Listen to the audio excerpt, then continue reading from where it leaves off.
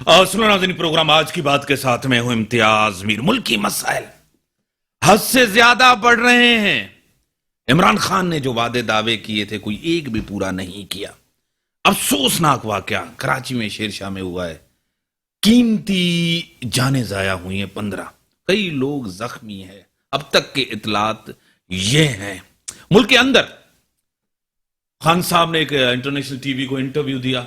उन्होंने कहा कि मेरा मकसद ये है कि करप्शन को खत्म किया। लेकिन अगर हम देखें उनके साथ जो इर्द गिर्द लोग बैठे हैं उनके ऊपर करप्शन के चार्जेस हैं। असेंबली के अंदर अब मिनी बजट पास कराने की कोशिश हो रही है। अब होगी, ये IMF की शर्त थी। इससे जो एक महंगाई की लहर आएगी वो से ज्यादा होगी। आम आदमी को रिलीफ कब मिलेगा? सबसे बड़ा सवाल यह है। अपोजिशन की जमातें जिस तरह PDM में थी, पीपल्स पार्टी PDM से निकली, तहरीक में वो दम नहीं रहा। बिलावल साहब कहते थे दमादम मस्त कलंदर हुआ, कुछ भी नहीं हुआ।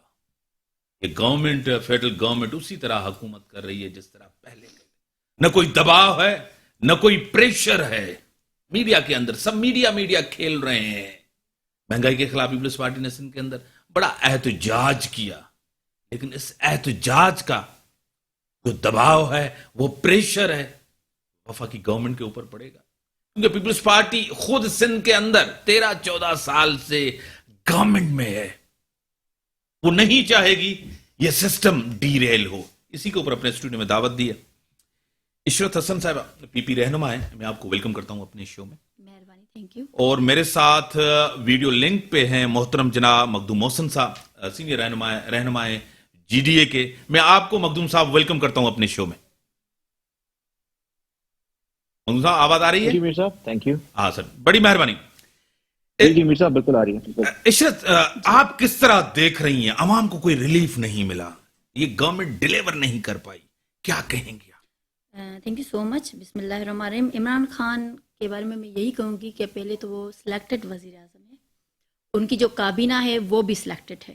ठीक है, मैं क्या पूरी आवाम उनको वज़ीर आज़म नहीं मान रही, ठीक है ना। उनकी जो काबीना के जो सारे लोग हैं वो करप्ट है, ठीक है। उनके ऊपर बहुत सारे चार्जेस लगे हुए हैं, पर बदकिस्मती ये है कि उनको सिर्फ अपोजिशन वाले ही नज़र आ रहे हैं, ठीक है ना। खुद वो अपने गिरेबान में नज़र नहीं डाल रहे हैं इसी वजह से। और महंगाई का तो आप खुद देख रहे हो कि वज़ीर आज़म ने खुद ही बोला था कि भाई जो मेरे किचन का खर्चा है वो नहीं चल रहा। मेरे जो इनकम है, जो मेरी सैलरी है, उस पर मेरा किचन नहीं चल रहा। तो एक आम आदमी का किचन कैसे चलेगा? सही। मखदूम साहब को मैं ले लूं। सर, मैं आपकी तरफ आऊंगा। जो मसाइल हैं मुल्क के अंदर, आज एक बम धमाका हुआ है बड़ा अफसोसनाक कराची के अंदर शेरशाह मार्केट में, आपको खुद पता है। जो मुल्की मसाइल हैं वो बद से बदतर होते जा रहे हैं, क्या कहेंगे मखदूम साहब? मीर साहब, गुज़िश्ता 3 सालों से जब से PTI की हुकूमत क़याम में आई है, तब से देखें मुल्क में गैर यकीन की सूरत हाल है। और देखें दिन ब दिन महंगाई की आप सूरत हाल लें, आप इकोनॉमी की सूरत, आप लॉ एंड ऑर्डर की सिचुएशन आप देख लें। अब तो हमारी जो फॉरेंसी थी उस पर भी काफी सवालिया निशान है। हमारे हमसाय ममालिक के साथ अच्छे ताल्लुकात, अमेरिकन प्रेसिडेंट हमारी फोन उठाने के लिए हमारे वज़ीर आज़म की तैयार नहीं है।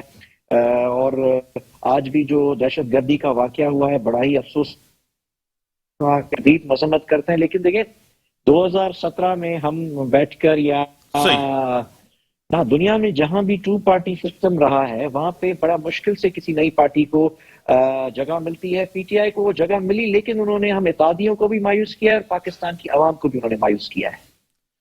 सर, आपको लग रहा है कि अब तो टाइम भी बहुत कम मखदूम साहब रह गया है और बहुत ही कम टाइम है, इसमें ये मसाइल हल कर पाएंगे? क्योंकि वजीर आजम साहब कहते हैं कि पाकिस्तान सबसे सस्ता तरीन मुल्क है, क्या कहेंगे? मीर साहब, आपको याद होगा जब 1.5 साल कबल, मुझे याद है 1.5 साल पहले आपके प्रोग्राम में जब PTI को तनकीद का निशाना बनाया जाता था, तो मेरे अल्फाज होते थे कि ठीक है 2 साल की कारकर्दगी तसल्ली बख्श नहीं है, लेकिन इनको वक्त देना चाहिए कि अभी 3 साल बाकी हैं। लेकिन अब 3.5 साल का अरसा गुजरने के बाद और ये कहते हुए मुझे बड़ी तकलीफ हो रही है कि हमने मिलकर इलेक्शन लड़ा 2018 का, और आज जो सूरत-ए-हाल है, और मुझे कोई बेहतरी तो नजर नहीं आ रही। उल्टा मुझे ये नजर आ रहा है कि अगर इन्होंने इलेक्शन की तरफ ये खुद आते तो जितना और टाइम गुजरेगा उतना ये खराब होंगे और पाकिस्तान की मईशी सूरत-ए-हाल बद से बदतर की तरफ जाएगी। इससे साहब, जिस तरह जीडीए एक इत्तेहादी वफा की गवर्नमेंट की मखदूम साहब कह रहे हैं कि कोई रिलीफ नहीं दे सकेंगे आगे भी 2 साल में, क्या कहेंगे? मुझे आपकी बात पे बहुत हंसी आ रही थी जब आपने कहा ना कि वज़ीर आज़म ने कहा कि सस्ता तरीन पाकिस्तान, तो किस वजह से सस्ता तरीन पाकिस्तान है? मेरे ख्याल में रोज़ तो लोग खुदकुशियाँ कर रहे हैं, चीनी महंगी हो गई, आटा महंगा हो गया, मतलब हर चीज़ अनमोल हो गई है, कोई बंदा ले नहीं सकता। ऊपर से जो वज़ीर आज़म ने दावे किए थे कि हम 50,000 घर देंगे और नौकरियाँ देंगे, तो घर के नाम पे, इंक्रोचमेंट के नाम पे उनके घर ख़त्म कर रहे हैं और उसके अलावा जॉब से निकलवा रहे हैं, लोगों को निकाल रहे हैं। जब इन्होंने कंटेनर पर बैठकर बिल जलाए थे कि मैं देखो बिल जला रहा हूँ, क्यों जला रहा हूँ, सिर्फ 1 रुपया बढ़ने से, 2 रुपये बढ़ने से, यूनिट बढ़ने से बिल जला रहे थे। तो अब क्या हुआ उस वजीर आजम को कि रोज बरोज पेट्रोल के जो कीमतें हैं वो बढ़ाई जा रही है, उसके अलावा रोज बरोज गैस की किल्लत हो रही है, रोज बरोज बिजली गुम हो रही है, बिजली की लोड शेडिंग हो रही है, बिजली के जो प्राइसेस है बढ़ रहे हैं। तो उस बात में और इस वजीर आजम में क्या फर्क रहा? सेम है ना। फिर आप क्यों कह रहे हैं कि मैं अमीन और सादिक हूं? नहीं भाई, आप अमीन और सादिक नहीं है, आप करप्ट वजीर आजम है। अवाम आपसे तंग आ चुकी है, इतनी महंगाई हो चुकी है कि लोग अपने बच्चे बेचने पे मजबूर हो चुके हैं। लोग जाके पार्लियामेंट हाउस के सामने अपने आप को आग लगा रहे हैं, अपने आप को जला रहे हैं। क्यों? इसलिए कि इस मुल्क से, इस वजीर आजम से लोग, इस काबीना से, इस हुकूमत से लोग परेशान हो गए कि हमें इतनी महंगाई नहीं चाहिए, हमने वही हमें पाकिस्तान, पुराना पाकिस्तान चाहिए, नया पाकिस्तान हमें नहीं चाहिए। तो आप खुद देख रहे हैं, हमारे भी एहतजाज शुरू है, कल भी एहतजाज हुआ था, पूरी सिंध में हो रहा है, बल्कि पूरे पाकिस्तान में पीपल्स पार्टी एहतजाज कर रही है। मेरे साथ टेलीफोन पे हैं जिले हुमा साहिबा, पीटीआई की सीनियर रहनुमा है, एमएनए है तहरीक इंसाफ की। मैं आपको वेलकम करता हूं अपने शो में। जी शुक्रिया मीर साहब। आज एक अफसोसनाक वाकया कराची के अंदर हुआ है, शेरशाह में कीमती जानें जाया हुई हैं। अब तक ये बताया नहीं जाता, कबल इस वक्त है कि गैस का था, कुछ कह रहे हैं कि वहां तो गैस की लाइन ही नहीं थी। एक तो अफसोसनाक है, और मुल्क माशी तौर पर कमजोर हो रहा है, क्या कहेंगे? देखिए, सिंध के हालात तो जिस तेजी से बदतर से बदतरीन तर होते जा रहे हैं, उसके लिए तो मेरा ख्याल है उसके लिए तो मेरा ख्याल है हमारे पास अल्फाज ही नहीं है। क्योंकि मैं अभी रिसेंटली कराची होके आई हूँ, जब हमारा कैपिटल जो बिजनेस हब है, जो कहना चाहिए कि पाकिस्तान जिससे सबसे ज्यादा जो है वो टैक्सेस कमाता है या रेवेन्यू जनरेट करता है, उस शहर का जो हाल है वो उसके ऊपर इंसान को अफसोस होता है कि यहाँ के लोग किस तकलीफ में रह रहे हैं। कोई ट्रांसपोर्टेशन नहीं, कुछ नहीं। अब खान साहब ने ग्रीन लाइन बसेस का जो सोचा है, इनिशिएटिव लिया है कि इतने बड़े शहर में कोई बेहतरीन ट्रांसपोर्ट जो है वो भी मुहैया किया जाए। दूसरा, ये जो आज की हादसे की बात है, तो देखें, जब आप चाइना कटिंग में मुलविस हों, बहुत अरसे से ये चीजें सुनने में आ रही हैं, गवर्नमेंट की जमीनें जो है उनको अपनी प्रॉपर्टी समझ के जिस तरह से बांटा गया, रेवड़ियों की तरह उनको बांटा गया, मंजूर नजर अफराद को नवाजा गया, जहां पर जो है ना कहना चाहिए कि प्लाजे नहीं बनने चाहिए थे, वहां बन रहे हैं। और देखिए, रातों रात तो कोई इमारत नहीं खड़ी होती ना, आखिर उसके लिए भी कोई थोड़ा सा कोई एक कहना चाहिए कि कोई डॉक्यूमेंटेशन होती है, इदारों से जो है वो अप्रूवल लेना पड़ता है। किसी भी गवर्नमेंट की मर्जी के बगैर रातों रात कोई नहीं वो करता। तो जाहिर है पिछली हुकूमतों ने या जो ये मौजूदा पीपल्स पार्टी की जो कई सालों से इसकी हुकूमत है, उनकी ईमा पर और उनकी मर्जी के साथ ये सारी चीजें हुई होंगी और ये बिल्डिंग्स बनी हुई होंगी। और अब अदालत के हुक्म पे जो बिल्डिंग्स गिराई जा रही हैं, वो भी एक इंतहाई अच्छा, उसमें जो लोग बिल्डिंग्स बनाई हैं जिन्होंने, उनसे ज्यादा उन लोगों को की तकलीफ है कि जो उसमें रह रहे हैं। वो बेचारे बेमौत मारे जाते हैं, आप उनकी इमलाक तोड़ी जाती है, फिर वो दर बदर होते हैं, बड़ी मुश्किलों से एक जिंदगी सेट होती है, एक लाइफ सेट होती है। तो अब वो बेघर बेदर जब उनको अगर कंपनसेट कर भी दिया जाए तो उनको सेटल होने में बहुत टाइम लगेगा, और बहुत मुश्किल है कि उनको उतना कंपनसेट किया जाए। मुश्किल लगता है कि हुकूमतों की जो कारकर्दगी होती है, जिस तरह सिंध हुकूमत की कारकर्दगी है, कितनी सुस्ती के साथ, कितनी स्लो उनकी जा रही है। अस्पतालों के हालात सही। बद से बदतर होते जा रहे हैं। मेरा नहीं ख्याल कि इनको पूरे पाकिस्तान के ऊपर या गवर्नमेंट के ऊपर या हुकूमत के ऊपर कोई राय देने का हक है। पहले अपने गिरेबान में झांकने की बड़ी शदीद जरूरत है। सही। मखदूम साहब, क्या क्या रेस्पॉन्ड करेंगे आप? मुआशी इस्तेहकाम भी मुल्क में नहीं आया, सियासी इस्तेहकाम भी नहीं है, महंगाई बढ़ रही है, मैशियत बेहतर नहीं है, फिर मिनी बजट ला रहे हैं, फिर मखदूम साहब ये IMF का प्रेशर है, आगे हालात और गंभीर नजर आ रहे हैं। क्या कहेंगे मखदूम साहब? देखिए मीर साहब, ये मेरे ख्याल से अगर मैं गलत नहीं हूं तो ये 22वां IMF का प्रोग्राम है जो जब से पाकिस्तान बना है। ये हमारा मुल्क सही। 22वें प्रोग्राम की तरफ जा रहा है। देखिए इस चीज पे कोई दो राय नहीं है कि इन्होंने मौजूदा वफाकी हुकूमत ने हमें मायूस किया है। हमारी उम्मीदें तवक्कुआत इनसे ज्यादा थी और कमिटमेंट्स इन्होंने की। लेकिन आप देखें माजी को भी अगर आप देखेंगे तो ये PTI का तो मेरे ख्याल से ये पहला IMF का प्रोग्राम है, या मैक्सिमम भी अगर मेरे नॉलेज में आप इजाफा कर लें, आप बताएं कि मैं शायद अगर दूसरा होगा। हाँ। उससे पहले जो IMF के जो प्रोग्राम्स हुए हैं वो माजी की हुकूमतों में हुए हैं। और स्टेबिलिटी, अगर पॉलिटिकल स्टेबिलिटी नहीं है, मईशत मुस्तहकम नहीं है, तो उसमें तमाम जमातें उसमें जिम्मेदार हैं। जो पार्टियां माजी में हुकूमतों में रही हैं, जो डिक्टेटर्स के जो दौर गुजरे हैं, जिनको हम तारीख के बदतरीन दौर हम कहते हैं, वो दौर भी उसमें शामिल थे। और हाँ, इसमें भी कोई दो राय नहीं है कि इन्होंने बड़ा मायूस किया। इन्होंने जो वादे किए वो अभी तक वफा नहीं हो सके, चाहे वो 1100 अरब रुपए का हो, या वो 50 लाख घरों का हो, 162 अरब रुपए का हो, 1 करोड़ नौकरियों का हो।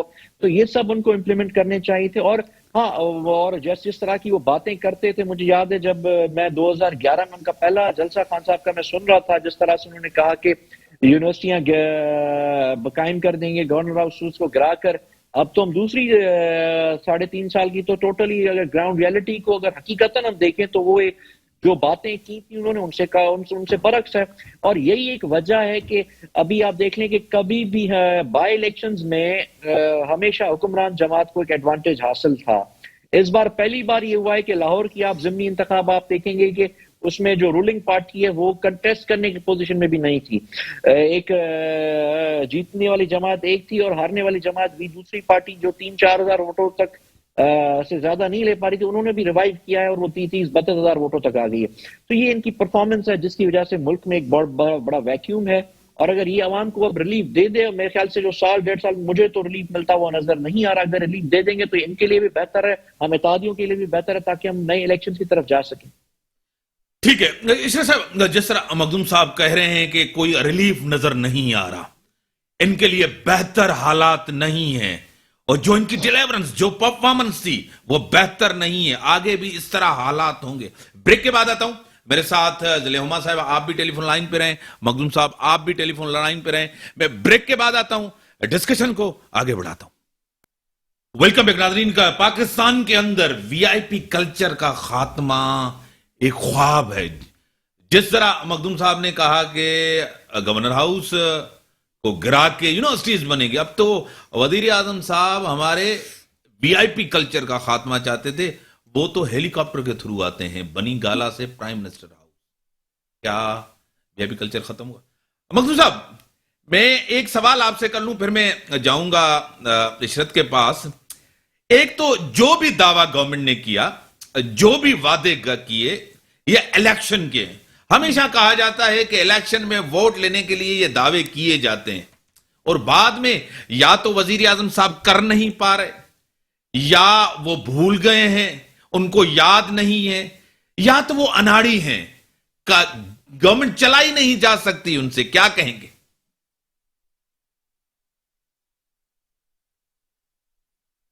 हेलो, आवाज आ रही है? मीर साहब आपको मेरी आवाज आ रही है? हाँ, आ रही है, बात करें सर। मीर साहब, मैं कह रहा था कि ना तजुर्बेकारी ने खान साहब को इस मोड़ पे लाके खड़ा कर दिया है कि जो लोग उनके साथ थे, जिन लोगों ने उनसे इताअत किया, जिन लोगों ने उनका साथ दिया, आज वही लोग मजबूरन उनके खिलाफ बोल रहे हैं। और यही एक वजह थी। देखें, प्रैक्टिकल बातें करनी चाहिए थी। गवर्नर हाउस गिराकर यूनिवर्सिटियां कायम करना शायद मैं नहीं समझता कि इतना आसान काम था। 1 करोड़ नौकरियां देना भी इतना आसान काम नहीं था। और इस तरह की बातें करना, अब मैं कल रिसेंटली प्राइम मिनिस्टर साहब का मैं एक इंटरव्यू सुन रहा था, उन्होंने कहा कि पाकिस्तान की तबाही में शरीफ खानदान और भुट्टो खानदान जिम्मेदार है। ठीक है, उनके दौर भी कोई पाकिस्तान की तारीख के कोई सुनहरे दौर नहीं गुजरे, लेकिन अब क्या? वो 2018 तक एक चैप्टर था। ठीक है, माजी की हुकूमतें करप्ट थी और नाअहल थी, आप आए, लोगों ने आपको एक चांस दिया, मुल्क के वजीर आजम मुंतखब हुए। अब हम पाकिस्तान की आवाम, हम इत्तेहादी पाकिस्तान के लोग कुछ इससे ज्यादा सुनना चाहते हैं, इससे ज्यादा एक्सपेक्ट करते हैं खान साहब से कि खान साहब आप हमें हल की तरफ ले जाएं। आप हमें बिजली के हम आपसे ये एक्सपेक्ट नहीं कर रहे थे कि पाकिस्तान में गैस भी नहीं होगा, डॉलर 180 तक पहुंच जाएगा, पेट्रोल की प्राइसेस इतनी बढ़ जाएंगी कि हम परेशान हो जाएंगे। ठीक है, सूबाई खुद मुख्तियारी है, ठीक है, सिंध की भी कोई कारकर्दगी कोई तसल्ली बख्श नहीं है, लेकिन वफाक में आप रोल मॉडल बने, क्या आप रोल मॉडल बने? नहीं। आप तो आपसे तो नवाज शरीफ साहब की जो 2013 से 2018 वाली गवर्नमेंट थी वो बेहतर थी। कम से कम उसमें डॉलर 100 रुपए से नीचे था, पेट्रोल की प्राइसेस स्टेबल थी, इकोनॉमी में बेहतर थी, हमारे फॉरेन पॉलिसी इतनी हद तक बेहतर थी कि अमेरिकन प्रेसिडेंट हमें, हमारे वजीर आजम को एटलीस्ट बुलाते थे, उनसे बात करते थे। हमसाए ममालिक हैं, भारत के वजीर आजम बिन बुलाए हमारे वजीर आजम को बर्थडे विश करने पाकिस्तान आ जाते थे, रायविंड आ जाते थे। एटलीस्ट इस दौर से तो हम, पिछला नवाज शरीफ साहब का दौर, हालांकि मेरा नवाज शरीफ साहब से कोई ताल्लुक नहीं है, पीएमएलएन से मेरा कोई ताल्लुक नहीं है, लेकिन अगर हकीकतन बात करें तो वो पिछला दौर इस दौर से काफी बेहतर था। सही। इशरत साहब, जिस तरह जिले हुमा ने कहा, आप अपने गिरेबान में झांके, आपने क्या किया है सिंध के अंदर, आपकी परफॉर्मेंस क्या है? उन्होंने कहा, आप उनको रेस्पॉन्ड करेंगे? बिल्कुल मैं करूंगी। मुझे बहुत खुशी हुई कि मेरी जो बहन है ज़िले उमा इतना अच्छा बोली हमारे लिए। बिल्कुल सिंध के अंदर कहाँ है इतनी वो क्या बोलते हैं, डाके पड़ रहे हैं, पता नहीं क्या क्या हो रहा है ना, तभी तो लोग इतना आराम से सुकून से सो रहे हैं ना। कम से कम सियालकोट जैसी सूरत हाल तो नहीं है, कम से कम इस्लामाबाद जैसी सूरत हाल तो नहीं है, कम से कम पेशावर जैसी सूरत हाल तो नहीं है। अभी जो हम रिसेंटली पेशावर गए थे जलसे पे, उस पे जब हमने पेशावर का हाल देखा तो मैं ये सोच रही थी कि ये 2 साल, ये जो इनको दूसरी बार मौका मिला है पेशावर में हुकूमत करने का, तो पता नहीं कैसे मिला है, मुझे खुद समझ में नहीं आते। जगह जगह ढेर कचरे के, ना कोई मतलब लोगों में वो शऊर था, ना कुछ था। इतना मतलब मुझे खुद परेशानी हो रही थी कि मैं कैपिटल में हूँ, कहाँ पे हूँ। तो इसी वजह से ऊपर से हमारे यहाँ क्या है कि जब भी पीटीआई वाले जलसा करते हैं, कुछ भी ऐसा कोई प्रोग्राम करते हैं, तो सिंध गवर्नमेंट उनको कंप्लीट सपोर्ट करती है। और आपने देखा होगा कि अभी वहां आपको सपोर्ट नहीं मिली? बिल्कुल नहीं मिली, बिल्कुल कंटेनर लगाए गए, हमें सपोर्ट नहीं मिली, हमने जलसा नहीं कर पाए। फिर भी हमारी क़यादत ने वहां पे रोड, मेरे साथ टेलीफोन लाइन पे मोहतरमा आशा मंजूर वट्टू साहिबा, राइटर हैं, ऑथर हैं और स्पोक पर्सन हैं पेमरा की। मैं आपको वेलकम करता हूं अपने शो में। बहुत शुक्रिया जी। बहुत से मसाइल हैं मुल्क के अंदर, इकॉनमी आपके सामने है, हमारे मुआशरे के अंदर खवातीन को भी वो हुकूक हासिल नहीं हो रहे। क्या कहेंगी, वजह क्या है? गवर्नमेंट की प्रायोरिटी नहीं है वुमेन एम्पावरमेंट के ऊपर, क्या कहेंगी? जी, सबसे पहले तो मैं ये कहना चाहूंगी कि हमारा मुल्क बदकिस्मती से आज भी, हम जितनी भी सोशल मीडिया पे कैंपेन चला लें, अवेयरनेस कैंपेन हमने चलाई हैं, गवर्नमेंट भी अपने तौर पर बहुत कुछ करने की कोशिश कर रही है, लेकिन अभी तक भी जो इंटरनेशनल रैंकिंग है वुमेन एम्पावरमेंट को लेकर, उसमें पाकिस्तान सेकंड लास्ट नंबर पे है। मतलब कि 149th पोजीशन, 149 मुल्कों में वो 148 पोजीशन पर है। तो ये हालात हैं, इंटरनेशनल दुनिया हमें इस तरह से ले रही है। तो यूएन वुमेन जो गोल्स हैं 2030 के, उसमें भी वुमेन को लेकर बहुत सारे उन्होंने अपने गोल्स रखे हैं, लेकिन उस पे भी हमारे जो मुल्क के लोग हैं, हमारी गवर्नमेंट है, बहुत सारे उन्होंने प्लान्स बनाए हैं, बहुत सारे उन्होंने कमिटमेंट्स किए हैं। उन कमिटमेंट्स में मुख्तलिफ कमिटमेंट्स हैं कि जी डेवलपमेंट और एम्पावरमेंट करनी है, औरतों की प्रोटेक्शन, हरासमेंट के अगेंस्ट प्रोटेक्शन करनी है वर्क प्लेस पर, क्रिमिनल लॉज बनाने हैं रेप के अगेंस्ट, और इस तरह के और भी लॉज की कमिटमेंट्स की गई हैं। लेकिन जो ग्राउंड रियलिटीज हैं वो तो ये है कि आज भी हमारे मुल्क में जो खवातीन देहातों में जो, या जो इवन शहरों में भी जो बेवा हो जाती हैं या जिनके सरों पर कोई कमाने वाला नहीं रहता, तो उनको सक्सेशन सर्टिफिकेट लेने के लिए साल साल अदालतों के चक्कर लगाने पड़ते हैं। सही। और हमारी जो चाइल्ड मैरिजेस का जो सबसे बड़ा इशू है पाकिस्तान के अंदर, तो अभी भी मैंने खुद बजाते खुद विटनेस की हैं जो 15, 16, 14 साल की लड़कियां, बच्चियां जिनके पेरेंट्स उनको उनकी शादियां कर देते हैं। तो वो बच्चियां जो कि 14 साल की उम्र में शादी करके अगले घर चले जाते हैं और उनको तालीम नहीं मिलती अपने पेरेंट्स की तरफ से, उनको कोई किसी किस्म की उनको ट्रेनिंग नहीं मिलती, तो आप खुद ही अंदाजा लगा लें कि वो बच्चियां क्या नई नस्ल की क्या तरबियत करेंगी या वो पाकिस्तानी मुआशरे में क्या रोल प्ले करेंगी। तो ऐसी कई शादियां मैंने खुद विटनेस की हैं। इसमें जी हालात हमारे मुल्क के काफी ज्यादा अभी इनमें काम करने की जरूरत है, जिसमें इनहेरिटेंस राइट्स को देख लें आप कि हमारे मुल्क की 70% आबादी देहातों में रहती है और वहां पर अभी तक भी उन खवातीन को बहुत इज्जत की नजर से देखा जाता है और उनको उनकी आओ भगत की जाती है, जो बड़ी खुशी से अपनी जायदाद भाइयों को दे देती हैं। वो खुद क्लेम नहीं करती उसको अपनी शरई जायदाद, जो पेरेंट्स की तरफ से उनको उनका हिस्सा मिलना होता है। देखिए, आप एक हाईली इंटेलेक्चुअल पढ़ी लिखी खातून है, आपने किताब भी एक लिखा है। जिस तरह क्या सबब है, कानून पे इम्प्लीमेंटेशन नहीं हो रही या रिफॉर्म्स की जरूरत है, जुडिशियल सिस्टम के अंदर और रिफॉर्म्स की जरूरत है? जी देखें, जुडिशियल सिस्टम भी मौजूद है, लॉज भी मौजूद हैं। गवर्नमेंट ने बहुत सारे लॉज बना दिए, इनहेरिटेंस को लेकर बहुत सारे लॉज बन गए, लेकिन जिस चीज की सबसे ज्यादा जरूरत है वो ये है कि जेंडर इक्वालिटी की जरूरत है।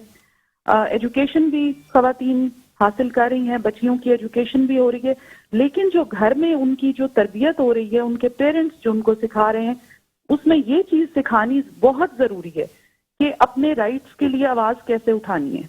अगर उनके राइट्स कहीं वायलेट हो रहे हैं, अगर वो किसी जगह हरासमेंट का सामना कर रही हैं, अगर वो किसी जगह पे तशद्दुद या वर्बल या इमोशनल अब्यूज का सामना कर रही हैं, तो उसके अगेंस्ट उन्होंने आवाज हर हाल में उठानी है।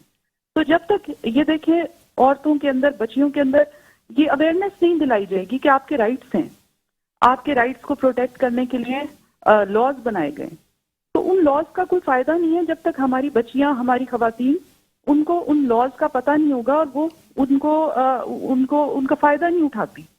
तो ये ट्रेनिंग की जरूरत है बहुत ज्यादा। दूसरा, माशी तौर आपको खुद पता है 2018 के बाद और उससे पहले आपको देखेंगे, आपको डॉलर, आपको पेट्रोलियम प्राइसेस कम मिलती थी। ये 3 साल का दौर जो है बड़ा ही सख्त दौर गुजरा है।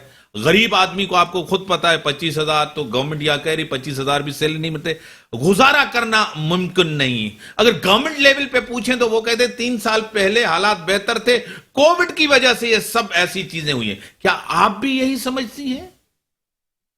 देखिए जी, ये तो हमने देखा है कि कोविड की वजह से पूरी दुनिया मुतासिर हुई है, इकोनॉमिकली भी मुतासिर हुई है। बड़ी बड़ी कंपनीज बंद हो गई हैं। इंटरनेशनली आप देखें, इंग्लैंड, अमेरिका, तो अक्सर ही मीडिया में आती रहती हैं खबरें कि बहुत बड़ी बड़ी कंपनीज जिनको आप कहते थे कि जो जायंट कंपनीज थी वो बंद हो गई हैं। तो ये जी मुतासिर तो हुए हैं, लेकिन इसमें काम करने की जरूरत है।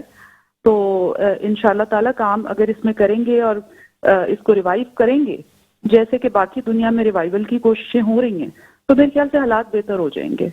ठीक है, टेलीफोन लाइन पे रहे। मखदूम साहब, आपने आशा मंजूर भट्टू साहिबा की बात सुनी, इकोनॉमी के ऊपर बड़ा इंपैक्ट पड़ा है कोविड का, और ये रीजन भी हो सकता है इस गवर्नमेंट का, जो गवर्नमेंट बार बार ये करे। क्या कहेंगे? आवाज आ रही है मखदूम साहब? मेरी आवाज आ रही है? हाँ सर, हाँ सर। देखिए, कोविड बिल्कुल था, कोविड ग्लोबली था, लेकिन आप मुझे बताएं कि इकोनॉमिकल प्रॉब्लम्स तो ठीक है समझ आते हैं, लेकिन जिस तरह से पाकिस्तान की करेंसी डीवैल्यू हो रही है, क्या इंडियन करेंसी डीवैल्यू हो रही है? नहीं हो रही। क्या अफगानिस्तान की करेंसी डीवैल्यू हो रही है? नहीं हो रही। क्या बांग्लादेश की करेंसी डीवैल्यू हो रही है? नहीं हो रही। तो ये एक हमारे हुक्मरानों की नाअहली है जो कोविड की वजह से, ठीक है कोविड एक प्रॉब्लम था लेकिन वो ग्लोबली था ना प्रॉब्लम। वो रुपया पाकिस्तान का ही सिर्फ क्यों गिर रहा है, उसका कोई जवाब। करप्शन पाकिस्तान में बढ़ रही, उसका कोविड से क्या ताल्लुक है? हाँ, बाकी मसले मसाइल हैं इंपोर्ट एक्सपोर्ट्स में, अगर बैलेंस ऑफ ट्रेड या बैलेंस ऑफ पेमेंट में अगर कोई ऊपर नीचे कोई फ्लक्चुएशन आई है तो वो कोविड की वजह से हो सकती है और उसकी वजह से पूरी दुनिया मुतासर हुई। लेकिन इनकी परफॉर्मेंस, इनकी ना तजुर्बेकारी, इनकी ओवर कमिटमेंट्स ने इनकी हुकूमत को भी नाकामी की तरफ लाके खड़ा कर दिया और मैं समझता हूँ ये पाकिस्तान की तारीख की सबसे नाकाम तरीन हुकूमत बनने जा रही है। ब्रेक का टाइम है। मेरे साथ आप मेहमान टेलीफोन लाइन पे रहें, आशा साहब आप भी टेलीफोन लाइन पे रहें, या मैं आपको बाद में कॉल पे मिला लेता हूं। ब्रेक का टाइम होगा, ब्रेक के बाद आते हैं, डिस्कशंस को यहीं से बढ़ाते हैं। वेलकम बैक नाज़रीन, मैं आपको अपने शो में वेलकम करता हूं। जो हालात हैं मुल्क के आपके सामने हैं। आशा मंजूर भट्टू साहिबा, जिस तरह मखदूम साहब ने भी कहा, कुछ और भी लोग कह रहे हैं कि मुल्क के अंदर जो है सूरत हाल बेहतर नहीं है। काफी उसकी वजूहात है। करप्शन भी बढ़ रही है और करप्शन रुकी नहीं है। बाहर के कर्जे जो इस गवर्नमेंट ने कम अरसे में लिए हैं, बहुत ज्यादा लिए हैं। और दूसरी अहम चीज, रोटी कपड़ा और मकान। आज मकान तो आप ख्वाबों में ही देख सकते हैं, रोटी कपड़ा भी आज बड़ा मुश्किल है। लोग अगर सफेद पोश लोग जो हैं जिंदगी गुजारें, उनके लिए बड़ा ही मुश्किल होता है। वीआईपी कल्चर खत्म नहीं हुआ, आपको खुद पता है। जो हमारे मुल्क की सूरत हाल है वीआईपी कल्चर के हवाले से, वो बढ़ता जा रहा है। आप क्या कहेंगी? आपकी तरफ आता हूं। एक दबाव है बहुत ही गरीब आदमी के ऊपर, आप क्या कहेंगी? देखिए ना, हमारे भुट्टो साहब का यही मिशन था कि रोटी कपड़ा और मकान, और उन्होंने दिया था।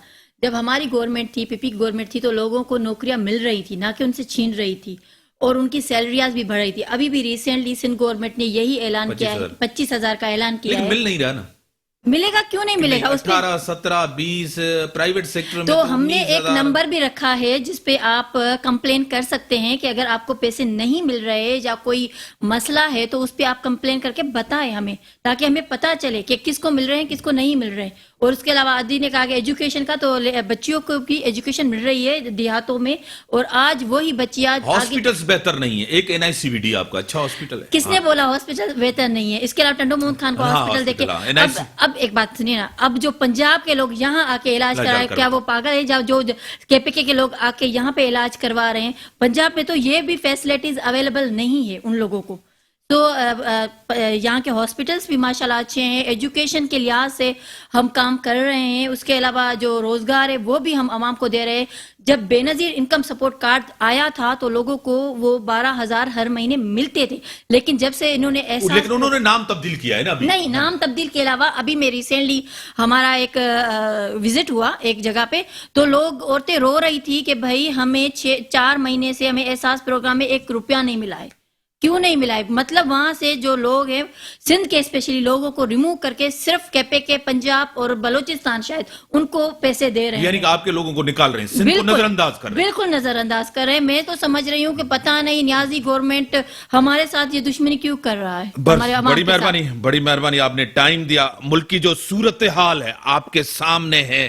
सिंध नजरअंदाज हो रहा है, सिंध का बड़ा शहर कराची नजरअंदाज हो रहा है। सबसे पहले मेट्रो कराची में होनी चाहिए थी, लाहौर और पिंडी इस्लामाबाद से पहले। ये किस तरह का रवैया है? कराची क्यों नहीं प्रायोरिटी है? कराची के मसाइल क्यों नहीं प्रायोरिटी हैं? क्यों नजरअंदाज किया जा रहा है? क्या उनको यहां हुकूमत नहीं मिली? क्योंकि प्राइम मिनिस्टर पूरे मुल्क के प्राइम मिनिस्टर होते हैं, सिर्फ एक सूबे के नहीं होते, सिर्फ पीटीआई के नहीं होते। जितने भी लोग हैं, जितनी ज़बानें बोली जाती हैं, सबके प्राइम मिनिस्टर हैं, लेकिन सिंध नजरअंदाज होता है। लेकिन पीपल्स पार्टी के ऊपर बड़ी जिम्मेदारी है। 13-14 साल से उनकी हुकूमत है, लेकिन वो भी डिलीवरेंस आपके सामने है। पीपल्स पार्टी आज मजबूरी बनी हुई है क्योंकि अल्टरनेटिव नहीं है। इसी के साथ दीजिए इजाजत।